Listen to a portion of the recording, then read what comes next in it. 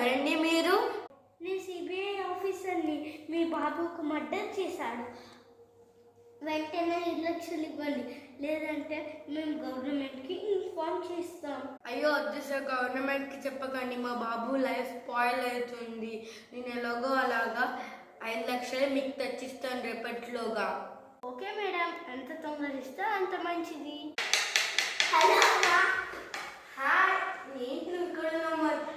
Police వాళ్ళ నుంచి నాకు ఫోన్ వచ్చింది, నువ్వు ఒక మర్డర్ కేసులో ఇరుక్కున్నావంట కదా. అయ్యో అమ్మా, అది సైబర్ నేరగాళ్ల పన్నాగం. అయితే మరి పోలీసు వాళ్ళకి ఫోన్ చేయి.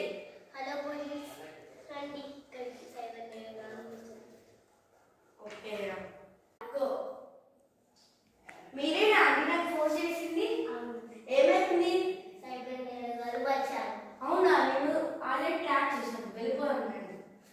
ఒకడైతే ఇరిగాడా. ఎంత డబ్బులు ఇస్తారన్నారు మరి? 5 లక్షలు.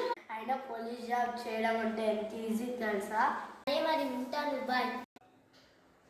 వాడిక్కడే ఉన్నాడు, క్యాచ్ హిమ్ బాయ్స్.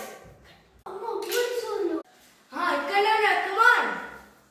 దొరికాడు. నడురా, నడు.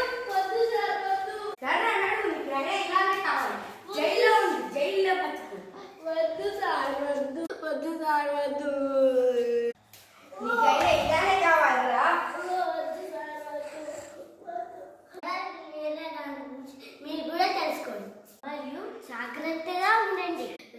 లాటరీలో విన్ అయ్యారని ఏమైనా మెసేజ్ వస్తే మీ అకౌంట్ని ఖాళీ చేస్తుంది. అది తొందరపడి క్లిక్ కూడా చేయొద్దు. మీకేమైనా ప్రాబ్లమ్ అంటే మమ్మల్ని కలవండి.